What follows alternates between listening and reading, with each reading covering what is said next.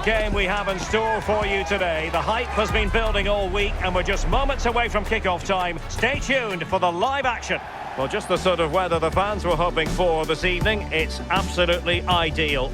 I'm Derek Ray here in the commentary box, and joining me to provide expert analysis is the former England attacker Sue Smith. And if this game lives up to its billing, we're in for a riveting occasion. It's Sporting up against... Hello, welcome back to Armchair Armory, and it is the morning after the night. Well, I say morning, it's 23 minutes past 3 in the afternoon here where I'm recording this.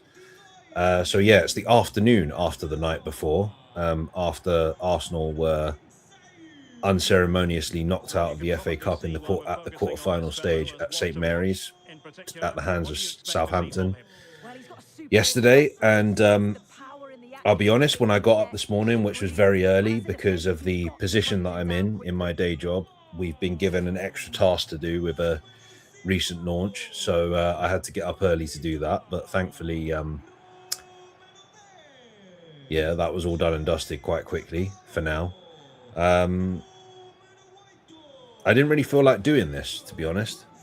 I don't know if I felt as crazy and as sort of reactive and reactionary, whatever the word is, as I did after we drew with Wolves, and probably more so even after the Carabao Cup final. I've gone around. I said after the game yesterday, as I'm recording this, that I wouldn't kind of engage with the meltdown. I'd probably say that overall, you know, if you go to the sort of famous faces in the Arsenal/footballing content creator space, there is a little bit of a mixed bag. You've obviously got the people that are melting down. You got the customary Goldbridge team is in crisis video, but to be fair, I watched that and I didn't actually think he was. I think he was. I sort of agree with a lot of both sides, really. I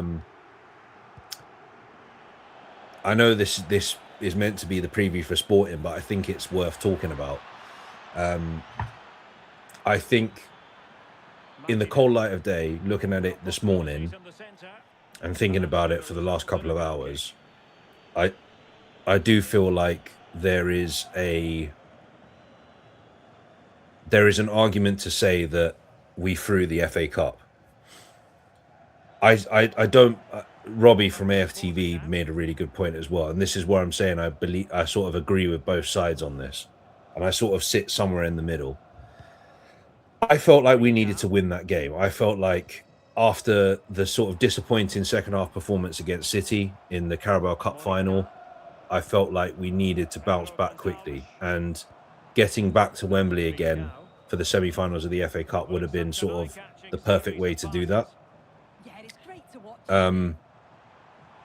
I think also because it's a championship side, and I think throughout this entire campaign, FA Cup campaign, we've had a lower league team, even though I wouldn't necessarily class the championship as lower league. They're lower than the Premier League, but they've, you know, they're the sort of upper echelon.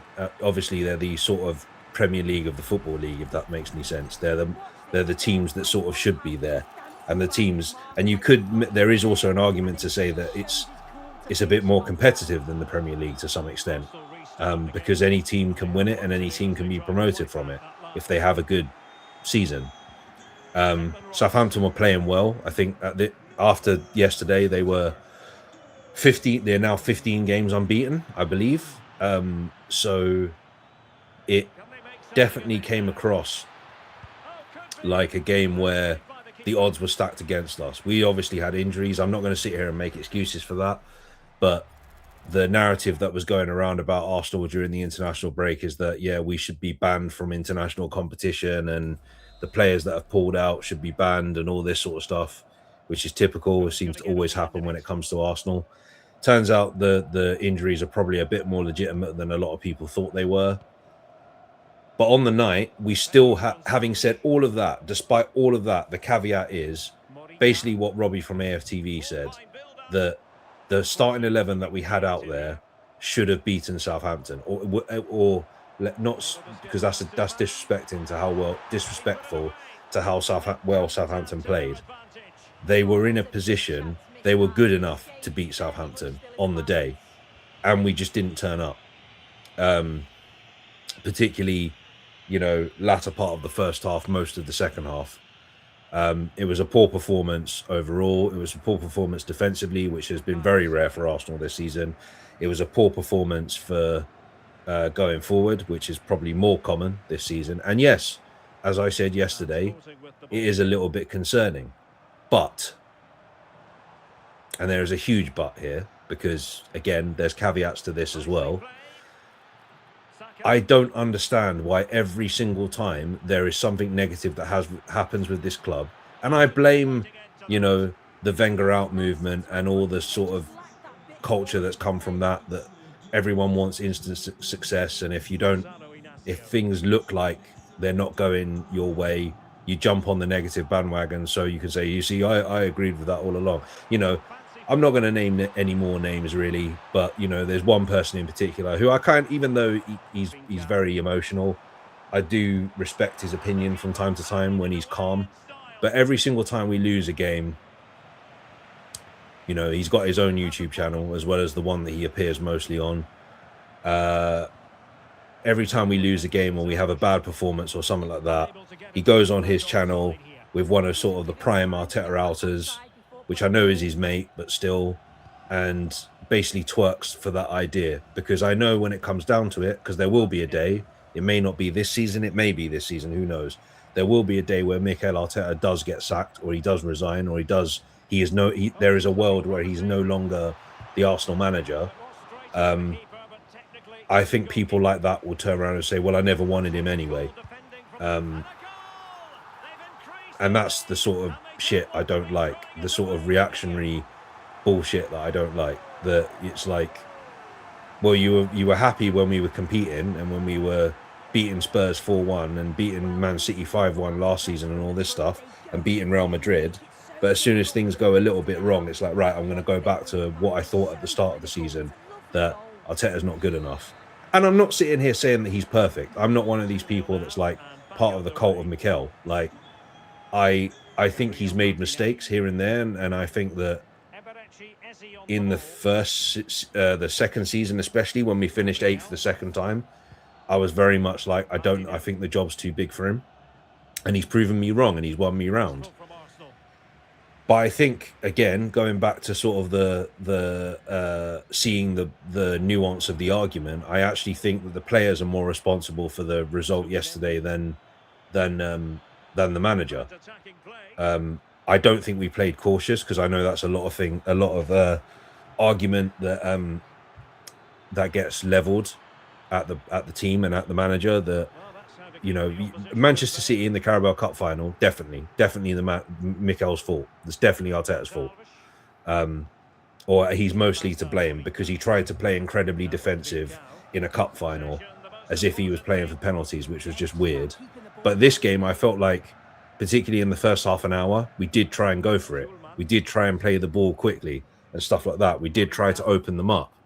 It's just that for some reason, we couldn't handle the direct balls over the top from the goalkeeper.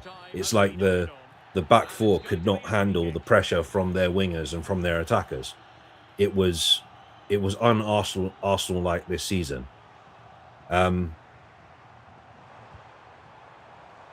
But we have a chance to redeem that with the game on Tuesday against Sporting, which is now a big game. As I've put in the headline, big game 1 of 2, which obviously is this Sporting game, and then we've got Bournemouth on Saturday in the league, which is probably the bigger game of the two, because at least if we fuck up this one, if we fuck up the Sporting game, we've got the home leg a week later to try and rectify. Hopefully we don't bugger it up how I did playing this EAFC sim, if you're watching. But yeah, because if we do, we'll definitely be out. We'll be out of free competitions in the space of like 5 days or something, which wouldn't surprise me, to be honest. So yeah, we've got a chance to redeem ourselves. You would expect to see players like Saka and Rice and Trossard and Timber back again, which was another thing I saw a lot of people arguing about, that like those players should have been available to play. I don't know. I mean, Gyökeres and Calafiori were there, and to be fair, when Arteta brought Gyökeres, Calafiori, and Madueke on, there was a little bit of a spark. We got the goal. It's just when they took the lead again, we just went to pieces, just completely nullified us. Again, as I said yesterday in the reaction to the game, Southampton definitely deserved to go through overall, on balance. But yeah, this is a big one because it could really derail our season. I feel like it's big that we've gone out of we've lost the Carabao Cup and we've gone out of the FA Cup so quickly. After that, we've gone out of the next competition so quickly. After that, I feel that like it's concerning because this could be a slippery slope, and if we drop the ball against Sporting and we make it hard for ourselves for the second leg at the Emirates, you could then see another situation where we could have lost 3 games in a row. We're half falling off the boat in the Champions League, going into a big game before the City game at the Etihad in Bournemouth. So it's massive, and we've not done ourselves any favors. Going back to my point before about the FA Cup potentially being thrown, I think that I sort of see that argument of maybe there was we'll put a strong team out, but I wouldn't go as far as to say, I think Goldbridge said, oh yeah, Arsenal put out the reserves and obviously they were going to lose to Southampton. I don't think that's necessarily true. I think it was more likely. I went into the game thinking we'll with all these injuries, we'll probably play a really unbalanced team or imbalanced team that hasn't played together before, hasn't played very much football, and we'll probably get beat. And that's kind of what happened. So it's disappointing though, because I thought this was, again, similar to the Carabao Cup, I thought this was a cup we could win. I actually thought that at the start of the season, I thought that the Carabao Cup and the FA Cup were the 2 cups we were going to win, if any. And we haven't won any of them. So yeah, annoying. But anyway, yeah, I think I'm just fed up with the meltdowns, man. I get it that we haven't won a trophy in 6 years. We haven't won a league in 22 years. I get that. But it was the same before Arteta. Yes, you could say at least Wenger was winning FA Cups and stuff like that. But we hadn't won a league since 2004. And Wenger was our manager in 2018. I think the reason why, and that people will sit there and say, oh, you're just an Arteta defender. You are a part of the cult of Mikel. No, it's just the fact that I always think that the way that talking about football now, there always has to be somebody to blame.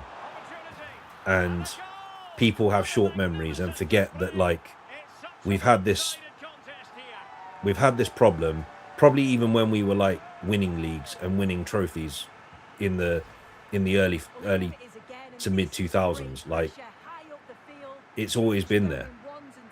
Yeah, I think it's just an Arsenal thing. And for as long as I've been an Arsenal fan, I've seen so much disappointment. I've seen so many times that we've bottled it in the past. Birmingham in 2011. I wouldn't say this Champions League campaign we bottled necessarily. I think, well, if anything, Jens Lehmann bottled it. But yeah, like, I've seen it so many times. And part of me is like, is it just part and parcel of football? And I think a lot of people that didn't like Arteta from the start, and because they know he's inexperienced and this is his first like major job, they're looking for a reason to get to point the finger at him. And as I said, I'll repeat myself again because I know there are idiots out there that don't listen to what people say. There are things he's done this season and in his entire tenure as both head coach and manager at Arsenal where he's made mistakes. Some of the signings in the early days were ridiculous, trying to go for a league title against a juggernaut in Manchester City with a, paper-thin squad, not investing in January. The crazy things like playing You'll Never Walk Alone in the training ground and stuff like that. But the fact that he's got us competing again, at least for me, I can't really sit here and put the blame totally on him. I think at some point the players do need to be like, yeah, we've got to do something as well. As I said, I'll say it again, he's made mistakes tactically in games. Game management hasn't been great for his entire tenure. It hasn't been great. But there are some players in this team, like Ben White, like Martinelli, that played the other night, like Gabriel Jesus. I know he's probably going to be going at the end of the season, but they need to realize that they're here for now and they need to play for the shirt at the end of the day.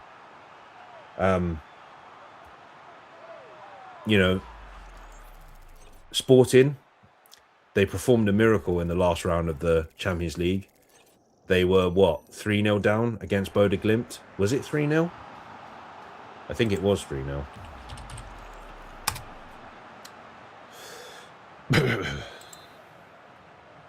I'm pretty sure it was 3-0.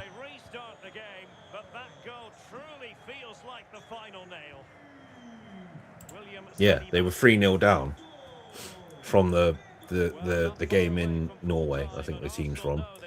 And they came back and won the game in Portugal 5-0. And they've got some dangerous players, they've got Goncalves and players like that are really, really good. It'll be interesting to see how Gyökeres does at his old club. But yeah, they've got some decent players and they're very good at home as well. They knocked us out of the Europa League a couple of seasons ago. But at the end of the day, yeah, it's a big game, and we do need to get some momentum going into. That's the thing. I see this more as a momentum builder for Bournemouth, because we're running out of road basically, and if we drop points to Bournemouth and City beat Chelsea, which is very likely, we're as I said last night, we're now entering into the territory of having to beat Man City at the Etihad, which I don't think we're going to do. The most we can hope for is a draw. We'll see how they get on against Chelsea next Sunday. But yeah, I mean, I don't have high hopes for that either, to be honest. And yeah, when you see, as I said yesterday, when you see when you see City batter Liverpool 4-0 in an FA Cup quarter-final, you think, oh shit, here we go. This is where they win every single game between now and the end of the season and win a domestic treble. For them, they have to beat us. They have to win every game between now and the end of the season, and they have to beat us. Whereas at this moment in time, and then again, depending on what happens next week in the league, we don't necessarily have to beat them. So, yeah, it's still looking okay in the league. I'm still skeptical as to whether we can do it. But again, going back to the nuance of both arguments, of the extreme arguments, I do think that if from the position we've been in, with the cup competitions, I don't count that. I'm not going to sit here and say we were on for a quadruple, and if we don't win anything, blah, blah, blah. I'm talking about the league. I think if we bottle the league from here, and it will be a bottle, it'll be a bottle of great proportion. If we lose this 9-point lead and City go on to win the league, I would say that the Arteta project, as much as I'm grateful, and despite everything I've said, I'm grateful for the fact that he's made me fall in love with Arsenal again and enjoy watching Arsenal again. Maybe not so much for the majority of this season. I wouldn't necessarily say that I've hated the way we play. It's been more nerve-wracking, put it that way. It's been edge of the seat sort of stuff, which, you'd like to beat teams 4-0 every season, but if it wins us the league, fair enough. But yeah, if we don't, I'm not going to jump on any bandwagon and say Arteta out and all that sort of stuff, because I hate that sort of stuff. I hate, what's the word? Fads, because that's what Arteta out is. It's a fad that some people haven't gotten over yet. And when he does eventually go, they will say that, oh, I see, I told you guys all along. There's one person in particular that we all know that will do that. But I will be like, okay, maybe this is as far as he can take us. And then it's down to the club. At the end of the day, I'm not going to see if he's asked if he's our manager. If we don't win anything, I will be thinking, okay, maybe this is as far as he can take us. But if he's our manager next season, I'm not going to sit here and be jumping on a campaign to get rid of him every time there's a bad result, because it, as I've said before, in the days of when people wanted Arteta out at the beginning, the club won't listen to what you want unless they'll go by the results more than anything. But yeah, we'll see. But with Sporting, yeah, it's going to be a tough game. I think it's a perfect opportunity to now go and gain some momentum and at least win some of those fans that are having those ridiculous meltdowns back over again. If we can produce a good win the tie in Portugal, that's what I mean. It's easier said than done, but that's what you could do, you know. And I'm expecting a better performance than the last two that we've seen. Well, the last game and a half that we've seen, I'm expecting a better performance. It's frustrating. Don't get me wrong. It's frustrating because I love the FA Cup. I grew up in a time. I grew up in a time where the FA Cup was just as big as the Premier League. Winning a Premier League and an FA Cup was, if you did that, you had a good season. Nowadays, people see the Carabao Cup, which is fair enough, and the FA Cup as Mickey Mouse trophies, which with the FA Cup especially, I find ridiculous because that's our national domestic trophy. That's been around since before since after the First World War. It must be since the 20s. That's been around. Let me get that right. I don't want to be wrong.